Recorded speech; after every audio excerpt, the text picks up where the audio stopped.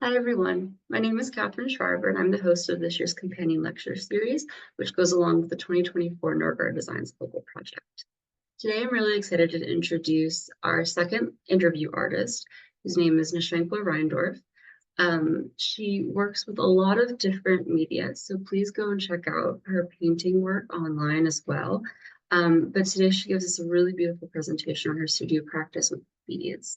So she talks a little bit about how she learned beadwork, how she thinks about it in her practice conceptually and materially, and how she creates color gradients and installations, really beautiful stuff. Just to give context, she talks throughout the presentation largely about one exhibition she did in Binghamton, New York a few years ago. And then at the very end, she shares some technical information and kind of studio strategy and thinking behind a big installation she did for the Venice Biennale in 2022 with for the Ghana Pavilion. So it's a really special inside look. She gives a lot of really exciting detail and behind her thought process and like technical approach. So please enjoy. Thanks so much for watching.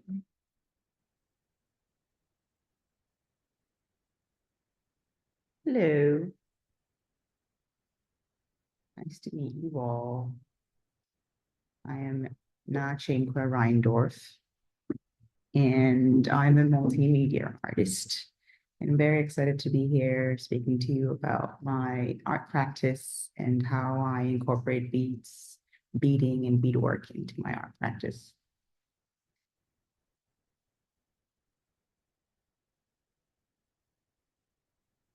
I typically learn a lot of the things that I incorporate into my art practice by doing. And the same applies to how I learned how to bead weave and how I incorporate that into my art practice. I typically would like to watch video tutorials or read books or just sort of learn by doing through trial and error. And that goes for, most of the things that I do with my work. And I was very much interested in incorporating beads into my art practice, largely because of the fact that beads are a huge part of Ghanaian culture. And, within Ghana, beads are considered to be these sort of like beautiful objects, but that they sort of used to adorn the body. They used to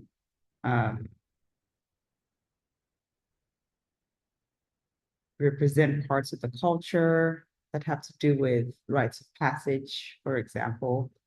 And also, historically in Africa, and I think in other parts of the world, it has been used as currency. So there's this interesting idea of, beads having all these multiple uses throughout the course of history, but also do this other thing like making people and making surfaces beautiful. And particularly, within my art practice, I would say that I was really interested in the bead as, this singular object, so singular but mighty object that could be used to, adorn surfaces or adorn our own bodies. That was a way to sort of signify something about our identities. But I was also thinking about this, like the bead as like a singular object that one could use to create a new surface, just like, you could use a thread or a fiber and weave that to become like a textile. I was thinking of like the same, like applying the same idea to beads and sort of like weaving beads together to create a new surface. And I was just particularly sort of like stuck with that idea, and I really wanted to incorporate it into my art practice. My first foray into bead weaving would probably be about 2017, 2018, when I decided that I wanted to create an entire body of work, starting with the bead. And I had found this book on Yoruba beadwork in Nigeria. I'm just going to get out of the way so you can see what that looks like. And it was really fantastic, like the amounts of detail and color and texture that has gone into like these historically like significant works coming out of Nigeria. And I found this book in a secondhand bookshop while I was in grad school, and I was also influenced by the craft art. Um, I want to say divide, but there's a sort of like conversation that has been going on about like what materials um, being used in work make the work like more of a craft based than art based. But it's sort of really fascinating, especially thinking about a lot of like the creative work that has come out of Africa historically has sort of been relegated to the craft side, but it's just really interesting conversation, and fascinating, what is considered craft versus what's considered art. Uh, and I was, also very influenced by Liza Liu, the South African artist. Well, not South African, but she works a lot with South Africans, I'd say. And she created this entire installation with beads and took her at least 3 years to complete. And so I was sort of going at it from this perspective of what if I dedicated like a year learning how to bead weave and creating this like entire body of work just using beads. So just like making everything from scratch. And so that was sort of like my first, approach, or like first foray into using beads in my art practice. And then I found this book, Bead Weaving, New Needle Techniques and Original Designs, when I was in Seattle in, I think, 2019. And I had really wanted to, get into the bead weaving, but I knew that I was not going to be spending, 3 years making, a body of work. So my first thing was, why don't I find bigger beads? Like what are the bigger beads going to look like? And you can get the super chunky, bulky bead sizes. But then I've been familiar because I'm very much interested in textiles and fabrics. And, I come from like a culture in Ghana where everybody has like a tailor or a seamstress. I'm very familiar with like different types of fabrics. And then, there's these like specific, very um, dramatic looking fabrics that have been embroidered and have like beads and stuff that like brides use for their engagements and stuff like that. So I was very familiar with like the bugle bead, but in like a smaller size.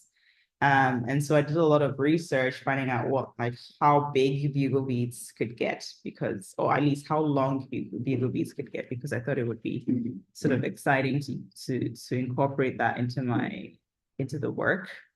And I found Garden of Beading, which is a bead store, I think, in California. And I became very good friends with them because I ordered so many beads from them over the course of like the past 4 or 5 years. But they had, quite a wide range of colors of like these 30 millimeter bugle beads that are silver lined. And I think they're so gorgeous because they have this sort of like iridescent effect when the light hits them. And so when I had decided what bead I wanted to use, then of course, like it made sense to use like the techniques that you see on the screen with very strong wax coated thread, because the beads are glass beads and they have sharp edges. And through trial and error, I found out that if I didn't use stronger thread, I was just coming up against like the thread cutting or sort of breaking every time I was trying to tighten like the work. So this is, on the left is an example of just like an opaque beads, like the black and white. And then on the right, an example of the silver line beads. And this is just like a picture of the beads with like the sun hitting them from like a different angle. Actually, it wasn't even a direct sunlight hitting it. It was just, they were quite in the, I think they were just in the shade. And so you can just see like the effect that the light has on them. And I thought it was just really beautiful. Um, so just like very excited about the possibilities of like the different iterations that I could put the beads together into to sort of create new designs, or not necessarily new, but new for me at least, and new patterns and new color combinations. So in addition to learning how to bead weave, I also wanted to incorporate like the weaving, like creating a new surface of beads, but also attaching those surfaces to textiles, so like woven textiles. So this entire art exhibition that I've been designing and working on was based on this premise of like a masquerader who is spending an hour a year in their studio creating their costumes. So the different parts of the exhibition were meant to be like these different scraps of beaded surfaces that would eventually come together to create this larger like masquerade costume. So I was just sort of like trying to pinpoint like the different things that make a masquerade costume that much more exciting to look at, like the color, like the effect with the light, the way it moves, when the dancer is like dancing and stuff like that. But because the work was going to be static, I really was relying on the effect that the beads had, which is that they were sort of silver lined and iridescent, and that by moving through the space and like through the gallery space, the audience would be able to experience like this a little bit of magic from the effect of the beads. Uh, in terms of like how I use color in my work, I think it's probably the single most important thing I think about in my art practice.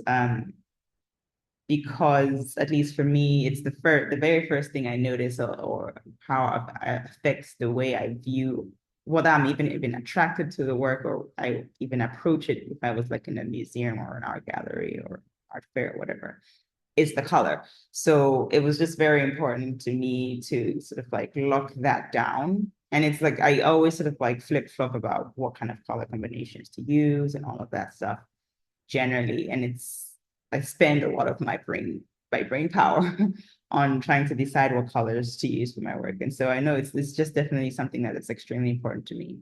In this situation, it was doubly exciting because I was playing around with like the effect that the beads had. So even with using one singular color of beads, for example, looking at that yellow kind of Tetris looking piece on the left, for example. It's all the same color bead, but because of the way the bead has been oriented and woven together, it still has like variation in color, which was like an exciting addition to this like effect that the beads had, but also like made the work even more dynamic, I think. Um, so of course, it's great to have like these different colors available, but it's also like amazing what each color can do by itself. And so I did rely a lot on that as well to give the work this like extra oomph, I guess. Um, and I was just very happy and excited with how things were turning out, because to an extent, there's only so much you can imagine, because like when the work is done, it's that much more better or more enhanced, because like it's only like you don't really know, at least I don't really know how it's going to end up. I just hope it's going to end up looking great based off of what I think it's going to look like. So it's always like it's twofold when I'm done with like a work. Like I'm excited that I'm done with it because it was exhausting and tiring, and it's like time consuming and very labor intensive, but it's also sort of like super exciting to see how the work turns out. So for example, you can see here like the different ways in which the beads reflect light, in different lights, from different light sources. I think it's absolutely magical. And it did make this project like that much more exciting, just because I guess those elements of the unknown or the unplanned that was incorporated into the work, which I think is like quite beautiful. Especially for me, because I'm somebody who is like very much, I need to know how everything is going to be. I need to choose all the colors. I need to plan everything ahead. And so when there's this element of the unexpected that is incorporated into the work by way of the choice of materials, it makes, I think, the work a little bit more special for me as the artist. Geeking, I love to geek out about ombre, and it was when I was preparing this presentation that I realized how much I like to incorporate it into my work. Of course, it does have to do with choosing color, but it's also sort of like this kind of exciting technique of like seeing how I can blend colors together or blend color from one color into another. And it's also one of those things where you kind of have to wait and see how it turns out in the end. Well, sort of towards the end, but it's basically just like placing one bead after another and seeing what happens as you start transitioning, and it's just sort of like exciting. Once I had, I spent pretty much like the better part of a year bead weaving. So once I had sort of figured that out, it was really about, okay, like what colors can I incorporate together to make this work even more dynamic, even more interesting. And I was thinking about, woven textiles in Ghana called kente, and like how they're sort of in strip form and they use these different colors, and how due to the shape and size of the bugle beads, they also have this sort of like strip form as well. So you can sort of get these like interesting variations in color that kind of make the work glow, which is quite exciting. But that's just like how the work changes depending on the light. Yeah. So for art installations, I'm really looking at the possibilities of the material itself. I also, especially in this situation, was very much inspired by the Yoruba beaded crowns from the Yoruba in Nigeria, as like a point of reference, but also thinking about like the structure of like the crown and how I could translate that and scale that up. It made sense also thinking about my like the bead and what it can and can't do. It's all, it's less flexible because it's like long and skinny, which means that it sort of lends itself to hang down. So a lot of like the installation work that I've made using these beads have been sort of like draped or hanging down, because that's sort of like, that is the shape and orientation that the bead lends itself to. And so I just sort of capitalize on that. For example, these is just like a beaded curtain that I had made in 20, I think I started in 2020, 2019, I think, and then I completed it in 2020. But you could sort of see how the work is much more dynamic when it's sort of hanging. I mean, it's not that not the work, but the beads and the light that they reflect are much more dynamic when they're hanging. So this was like the idea that I had when I was chosen as one of the artists to represent Ghana at the Biennale. And so it really wasn't that I wasn't necessarily teaching people how to bead weave. I was just sort of like showing them, as you can see in the top right, the color combinations, another ombre effect, um, that I wanted to have, to get that sort of hanging beaded curtain effect where like the beads would be sort of moving around in the space, but also would have this sort of like interesting, almost kind of like rain effect. And I specifically chose beads also because of the location that the Biennale was in. Venice has like a long and strong history of bead making and beading, and so does Ghana. So I figured that it would be a cool idea to incorporate like our beading history with the Venice beading industry, the Venice beading industry. I wasn't I used Ghanaian beads for the figure in the center of the work. Just go around back. So the beads around the figure, the torso in the center are crumble beads, which is one of like the the probably the best known beading like community that uses beads in their culture a lot in Ghana. And I wanted to sort of like tie these two ideas together. So this is what like the final work looks like. But to talk a little bit more about this idea of installation, a lot of the time I am working with gravity. So I'm working flat, and then when the work is done, I pull it up to see how it works with gravity.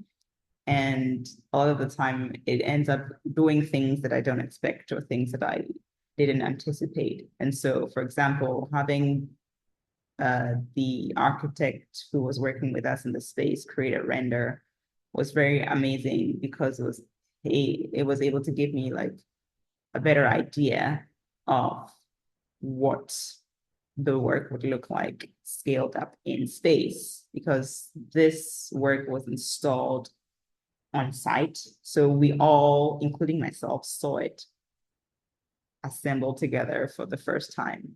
So there is an element of like, fingers crossed, I hope this works out.